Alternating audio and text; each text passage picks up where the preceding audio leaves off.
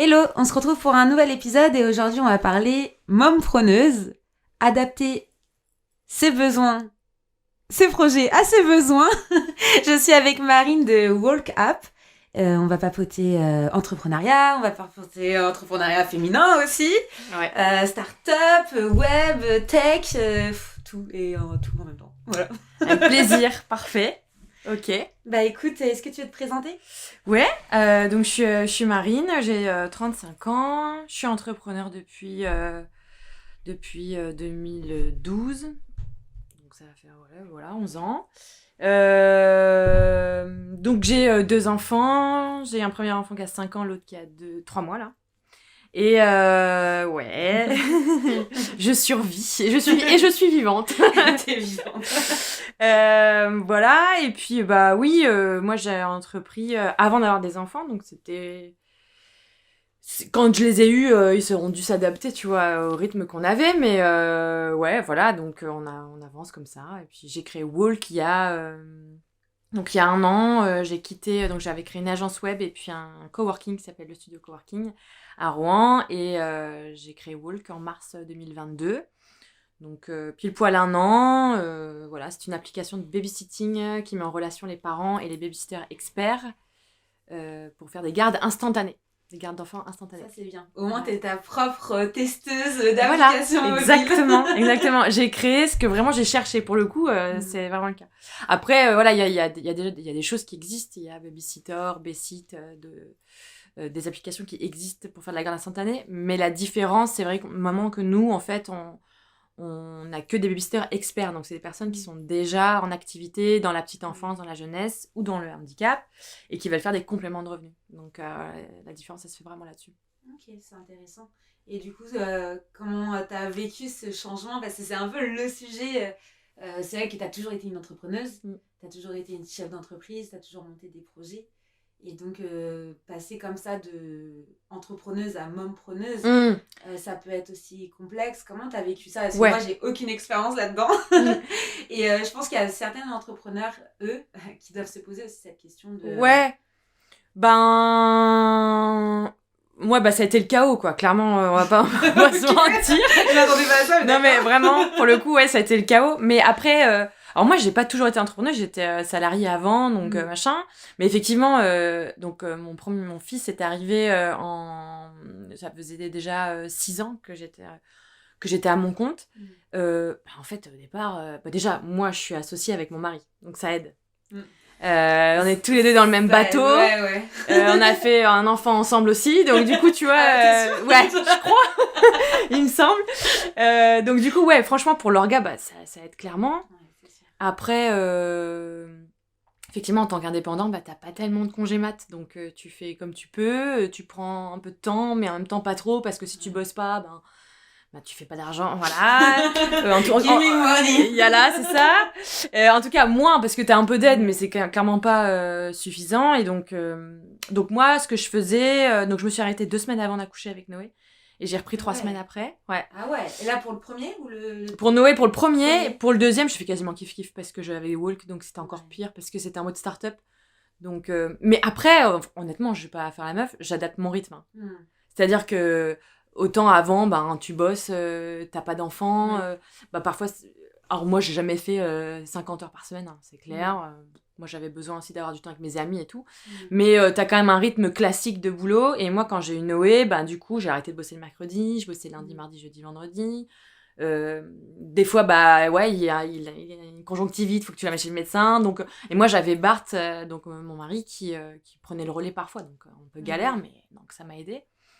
Teamwork, comme on dit. Ouais, c'est ça. Et encore aujourd'hui, et encore aujourd'hui, tu vois, avec la petite, on a l'avantage d'avoir les bureaux. Donc moi, j'ai créé l'agence web Bruno avec Bart et Léonard, mon beau-frère. Donc il y a 10 ans, j'ai quitté l'année dernière, mais eux sont encore en poste, encore l'agence. Et donc l'agence est en face de chez moi, j'ai cette chance-là. Donc de temps en temps, quand c'est la galère, moi je mène la petite au bureau, je sais qu'il y a un meeting ou un truc comme ça, je la mets, voilà, elle dort. Et puis on fait autre chose. Enfin, tu vois, on est toujours sur le fil, machin. Maintenant, vive les crèches, vive les écoles, et après tu reprends un rythme. Donc tu sais que c'est temporaire. Mais après, c'est une orga, quoi. Ouais, c'est une organisation. Ouais. C'est vrai que tu vois tout. Après, il y a des femmes aussi qui arrivent pas du tout à s'organiser dans ce sens-là, qui reprennent du coup une vie salariée, de salarié, après se dire je reprends une vie de salarié après plusieurs années d'être son propre boss, du coup, d'où le I am the boss dans le podcast, ça peut être compliqué aussi. Moi, je vois, ça va faire 8 ans là, cette année que vraiment je suis devenue entrepreneur, que je bosse pour moi, pour mon compte à moi. Me remettre dans un système de salarié. T'aurais du mal? J'aurais du mal. Ouais, après, j'y pense aussi parce que je me dis réapprendre des choses, tu vois, voir peut-être d'autres aspects de l'entreprise que j'ai peut-être pas encore vus. Exactement. Même si j'avais fait plein de petits boulots, j'ai travaillé quand même pour pas mal de compagnies différentes, je me dis ça peut être intéressant, tu vois, des fois c'est bien aussi de se dire de pas rester bloqué dans ce truc, non, je suis à mon compte, jamais. Non, rien à voir. Je pense que tu peux toujours apprendre à n'importe quel âge, à voir, tu vois. Bon, moi franchement, pour moi il n'y a pas de... alors la seule différence, ce serait la liberté. Parce que en fait, quand tu as goûté à la liberté en tant qu'indépendant, c'est très difficile de revenir dans un système plus classique avec une hiérarchie, etc. Maintenant, franchement, moi, je te le dis, demain, là, en plus, je suis en mode start-up, donc c'est compliqué d'avoir des revenus. Demain, c'est la galère. Volontiers, je retourne en entreprise parce que, en fait, à un moment donné, t'as pas le choix, quoi. Et puis, faut mettre son ego de côté. Je trouve qu'il y a des belles carrières dans le salariat aussi, tu vois. D'ailleurs, une énorme. Tu vois, pour la plupart, ils gagnent mieux leur vie que nous avec notre. Enfin, tu vois, je veux dire. Quand tu fais le décompte à la fin du mois avec toutes les charges et avec l'énergie aussi, le temps. Charge mentale, en stress et tout. Alors, t'as aussi du stress dans des boîtes, etc. Selon la mission que t'as. Mais quand tu fais pause, tu fais pause. Voilà. Et quand tu fais pause, t'es payé. Quand t'es en vacances, t'es payé. Je veux dire, les congés payés, c'est quoi déjà les congés payés ? Voilà, il y a 5 semaines de congés payés. Je veux dire, nous, c'est pas le cas. Enfin, tu vois, il y a vraiment beaucoup d'avantages. Donc moi, je pense qu'effectivement, j'ai eu la chance de continuer. Mais si avec mes enfants, j'avais dû tout de suite reprendre un chemin classique de salarié, je l'aurais fait volontiers. Et t'apprends plein de choses, etc. Maintenant, je te dis, c'est la liberté qui fait mal. Liberté. Après, c'est vrai que depuis le Covid, on est dans un système où il y a beaucoup de télétravail, beaucoup de full remote, vraiment, même pas de hybride. Ce que je parlais du coup avec Edouard ce matin. Mais c'est vrai que du coup, tu vois tout ça, tous les outils qui se mettent en place. Tu dis peut-être qu'il y a un système de tu peux totalement toujours être libre si tu trouves la bonne entreprise qui accepte ça aussi. Parce qu'il y a les entreprises qui te disent ok, tu fais les heures que tu veux, mais par contre charge mentale le week-end, la nuit, le soir, t'en peux plus, surtout dans le web, tu connais, les développeurs en général ils travaillent l'après-midi, voire la nuit. La nuit, donc si tu te retrouves sur Discord parce que tu dois répondre à 3 questions, il est 23h et que toi t'es à 8h en rendez-vous commercial, tu vois, parce que le gars lui il fait 8h, 15h. C'est ça. Il y a un décalage. Ouais, c'est clair. Non, après, merci le Covid d'un sens pour ça, parce que nous, en fait, dans le web, le télétravail, en fait, remote, c'était quelque chose qu'on faisait déjà depuis longtemps. C'est ça, tu vois, tu travailles avec des devs ou des designers qui sont aux US ou en Inde, il y a plein de devs en Inde. Tu t'arranges, t'es un peu asynchrone, mais tu t'organises et puis machin. Maintenant, heureusement, ça y est, maintenant c'est instauré. Après, alors, autant quand tu bosses dans les startups, c'est easy à peu près parce que c'est quelque chose qui est commun. Dans les grands groupes plus compliqués, je pense qu'il faut que tu fasses un petit coucou à 9h du mat et tu vois que tu sois là bien aux horaires qu'il faut.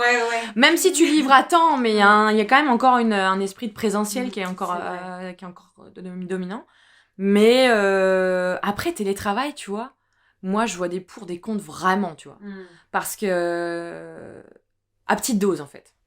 Parce que même en tant que... en gros, manager, si tout le monde est en télétravail tout le temps... En fait, je crois que c'est pas adapté à tout le monde, en fait. Ouais, c'est ça. Je pense que t'as des gens qui sont capables de le faire en TT sans problème et qui vont être productifs et tu vois, qui sont investis dans leur mission et qui vont pouvoir le faire correctement. Et t'en as d'autres, on va pas se mentir, clairement, qui peuvent abuser du système et du coup, tu vois, t'avances pas au bon rythme et tout, tu vois. Et même toi, parfois, au bout d'un moment, quand t'es en TT tout le temps, en fait, t'as besoin de vie sociale, t'as besoin de prendre le café avec tes collègues le matin... le contact humain c'est super important. C'est super important. Mais ce qui a été bien aussi, c'est que tu prennes du coup tes besoins et que tu les transformes en ok, j'arrête l'agence dans laquelle je travaille aujourd'hui et je monte mon projet qui est Walk. T'as quand même pris les faiblesses de ta vie de tous les jours c'est ça. Pour en créer un projet, donc ça c'est quand même super mais ça c'est enrichissant. Mais en fait effectivement Et en fait, c'est là où ça fait le lien, c'est que le fait d'avoir des enfants en tant qu'entrepreneur, donc le mompreneur, hein, qui est le sujet de la vidéo, mais c'est du podcast, c'est que au bout d'un moment, en fait, donc pour le boulot, quand t'en as qui dorment, ça va, t'as la crèche qui va bien quand tu peux la mettre à la crèche, et puis en fait, t'as aussi de l'imprévu en fin de journée, parce que tu bosses, parce qu'effectivement, t'as ton dev qui est dispo, lui, qu'à 21h, ou simplement t'as un dîner, je sais pas, avec des collègues, avec un network. Ben là, en fait, qu'est-ce qui existe ? Alors, soit t'arrives à t'organiser en amont, et t'as des agences de babysitters, de nounous, et encore, je crois que c'est compliqué, parce que je pense que c'est au mois, ça dépend, mais il faut que tu prévois à l'avance en disant moi j'ai besoin tel jour, et tu contractualises en fait. Soit en fait t'as un réseau et t'as un babysitter qui peut être dispo, ou même souvent elle n'est pas au moment où tu le veux. T'as pas de last minute quoi. T'as pas de last minute. Donc en fait, nous, Walk qui vient répondre à ce besoin-là, vraiment de last minute. Nous, on a un objectif, c'est que les nanas elles doivent répondre dans les minutes qui arrivent. Donc quand il y a une recherche du côté du parent, il faut donc en fait ça arrive sur les babysitters qui sont en fait géolocalisées, donc celle qui est plus près de toi. Un système de notification push. Ouais, exactement. Elles ont une notif qui arrive et elles acceptent ou elles refusent. Alors, l'idée, c'est vraiment qu'elles acceptent et elles se rendent à ton domicile. Et après, toi, du côté famille, tu as toute la notif qui dit, on va dire, Eva est en route, Eva arrive chez toi. Voilà, on a tout un système comme ça. Comme ça, je pourrais te voilà, tu vois. Merci. T'habites pas très loin de chez moi, en plus. Mais c'est vrai qu'après, moi, j'ai toujours eu cette peur. Et c'est pour ça que je suis pas prête à avoir des enfants, tu vois.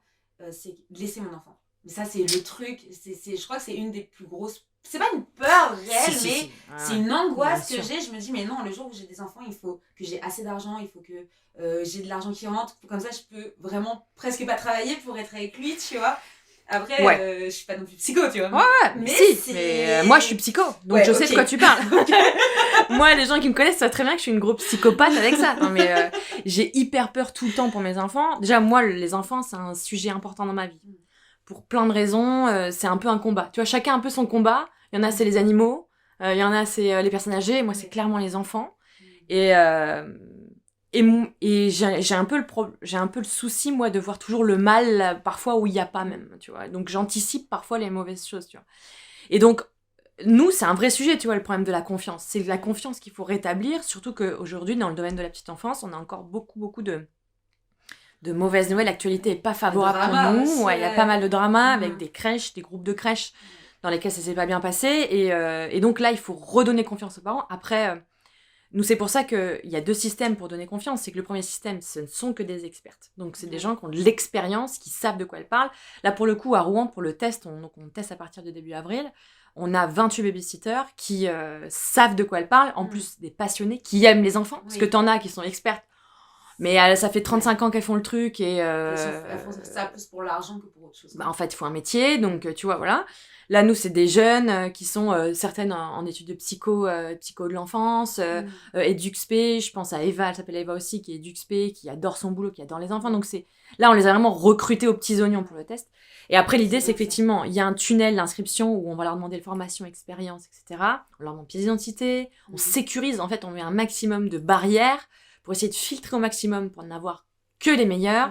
Et après, tu as un système de notes et d'avis. Et nous, on inclut l'enfant dans la note.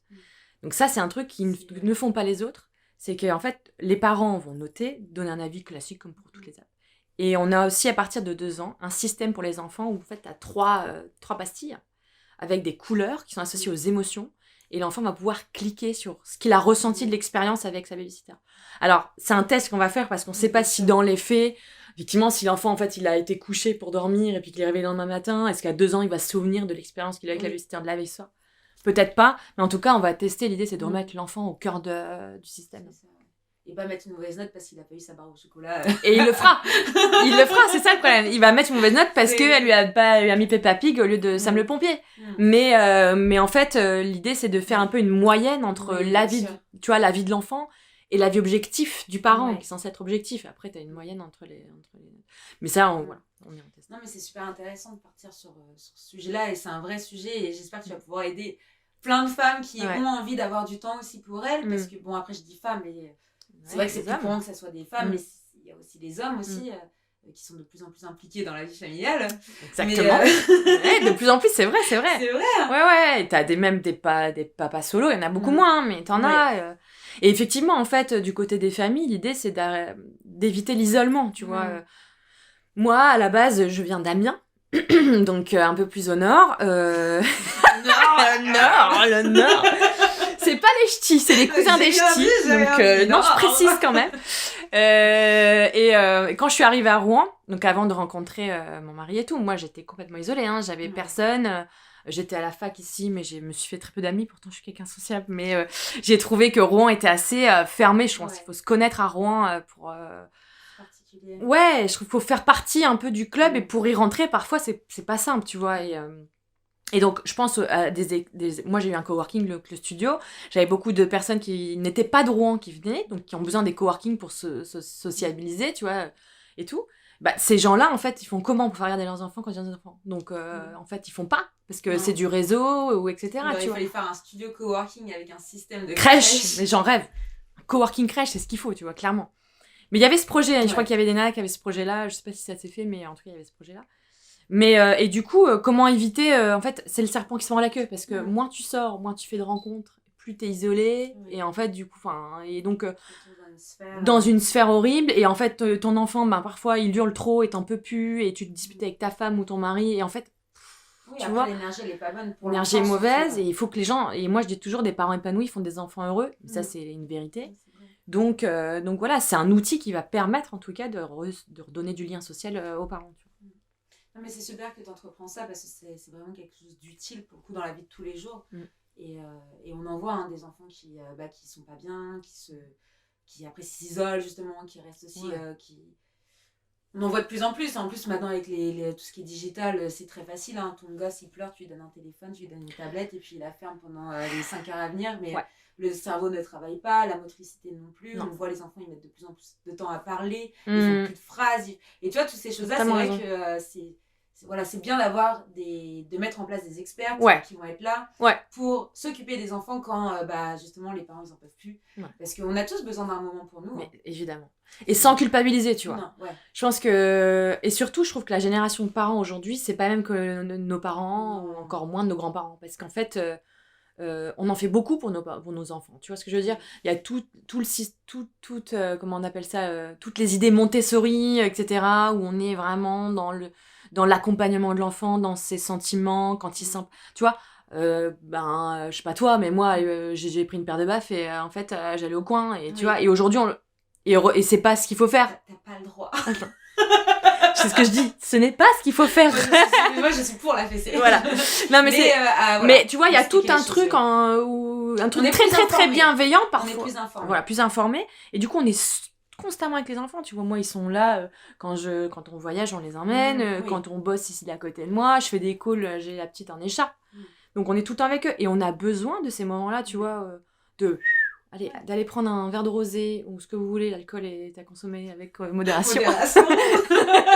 D'aller prendre un petit verre au Nash, peu importe, enfin tu vois. Sortir, ou de se retrouver avec ton mari aussi, c'est important. Ouais, complètement. Que ce soit avec les copines ou avec ton mari. Complètement. Le nombre de parents, moi je connais dans mon entourage, qui ont 2 enfants bas âge, parce que c'est ça le pire, tu vois, c'est le bas âge, rapprochés, qui se déchirent parce qu'en fait ils arrivent pas à laisser leurs enfants à les confier ou la famille parce que pareil nous maintenant nos parents c'est pas les grands-parents de nous quand ils faisaient des gâteaux ou nos grands-mères nous gardaient, pas du tout. Les grands-parents aujourd'hui travaillent en fait donc c'est vrai. Ils travaillent jusque tard, on est dedans là, on est dans l'actualité. Non mais c'est vrai ce podcast en fait. Ils travaillent jusque tard. Non mais du coup en fait ils ont pas de temps pour regarder nos... c'est vrai. Et donc il faut un relais, tu vois. Totalement. Non mais je suis d'accord et en tout cas c'est bien qu'il y ait des personnes comme toi, des mompreneuses qui se disent ok je quitte tout et je vais créer une app qui va pouvoir aider d'autres mamans et d'autres papas aussi, pas que les mamans, à marcher. Exactement. L'idée c'est que merci vous pouvez Eva. Marcher, courir merci s'il vous Eva. plaît. Courez hors de chez vous. Exactement. Sans vos enfants. Exactement. Ouais, Walk, on m'a souvent posé la question, c'est marrant parce que c'est... en fait, alors déjà moi j'avais pas du tout envie de mettre kids, baby, en fait je trouve que l'univers de l'enfance, la petite enfance, je le dis et franchement je l'assume totalement. J'en peux plus du logo avec le bébé qui se met le pouce dans la bouche. En fait, c'est pas sexy, l'univers de la petite enfance, tu vois. Je suis désolée. Et du coup, pour certains, t'as de plus en plus de nanas qui veulent même plus faire d'enfants. Hein. Il y en a plein, des trentenaires. Moi, j'ai des amis, j'ai une amie en particulier, je pense à elle, qui m'a dit, mais moi, je pense que j'en ferai jamais. Et c'est ok. C'est pas de problème. Mais en même temps, parfois, tu te dis, mais moi, je sais que quand j'ai eu mon premier fils, je le dis, j'ai fait une dépression postpartum. Mais dépression postpartum. Parce qu'en fait, j'avais déjà, j'avais une vie... j'avais une vie. Sociale tout court. J'avais une vie, en fait. Mais c'est vrai ce que je dis. J'ai même pas justifié l'amour que j'ai pour mes enfants. Toutes les mamans comprendront ta phrase. Tu vois, donc j'avais une vie, en plus on bossait, on voyageait beaucoup, et d'un seul coup, paf, t'as une responsabilité. Et je l'ai voulu, cet enfant, énormément, parce qu'on a cherché à l'avoir, donc je l'ai eu. Mais quand il était là, j'ai dit, putain, en fait, je suis bloquée sur tout. Je dois m'en occuper, j'ai une responsabilité énorme. J'ai fait tout, j'étais hyper mal. Non, mais je peux comprendre. C'est pour ça que j'en ai toujours pas, j'ai peur. C'est là, elle est là, elle est scare. Ouais, et en plus, donc ce que je voulais dire, c'est qu'en plus, c'est pas un univers qui me fait envie. Ouais. Moi, et c'est ok pour celles dont ça fait envie, c'est pas ça. Hein. C'est que moi, j'avais pas envie de me retrouver avec des nounours dans mon salon, j'avais pas envie d'avoir l'étiquette de la maman. J'ai pas envie parce que ça me correspond pas. Désolée du coup pour le titre de mompreneur. Non, mais c'est pas grave, c'est pas grave. Non, en plus c'est le cas. Non, mais c'est un fait. Mais je trouve que moi, je trouvais pas ça, ça me faisait pas envie, tu vois. Et donc, je voulais pas envie d'avoir le mot kids, baby, tout ce qui se rapporte à l'enfance dans le nom, en fait. Même dans l'identité, on essaye de... Alors, on a fait des petites illus, tout ça, parce qu'il y a tout un système, univers de marque qu'on essaie de mettre en place, mais voilà, le moins nounouille possible, entre guillemets, tu vois. En tout cas, si des personnes veulent te retrouver, moi je vais mettre toutes les infos dans le ressources de l'épisode. Si vous voulez être bêta-testeur pour Walk, c'est avec grand plaisir. Bon, si vous passez les examens d'entrée. Tant que babysitter, mais en tant que famille, ils peuvent tous s'inscrire. Ok, en tant que famille, tout le monde est open. Et puis les babysitters, à voir après, vous voyez directement avec. Ouais, rendez-vous avec la personne. Ouais, on a un site internet, c'est walkup.fr, A2P, walkup2P, A2P.fr. Vous inscrivez et vous serez au courant en fait de la sortie. Et pour les familles, c'est gratuit là, parce que pendant le test, on va faire gratuit pour toutes les familles. Profitez, vous pouvez faire... Gardez vos enfants gratuitement. Alors la babysitter, faut la payer. Mais le forfait, effectivement, normalement, on fait un forfait mensuel sur l'app. Pour l'instant, on le fait pas parce qu'on a vraiment besoin de feedback et de tester le produit. Donc, il y aura juste à régler la babysitter à travers l'app, parce que vous mettez votre carte bancaire, ça va être directement payé via l'application. Comme ça, vous pouvez avoir vos factures, tout ce qu'il faut. Ouais. Pas de cash en revenant, c'est payé avec la carte. C'est nickel. Voilà. Merci beaucoup merci Eva pour ce talk. Merci. C'est sympa. C'est cool. Merci de m'avoir invité. Merci à toi d'être venue. Et merci à toutes les mamans, les mamans bonheur qui nous ont écoutés. Ciao. Bye bye. Merci.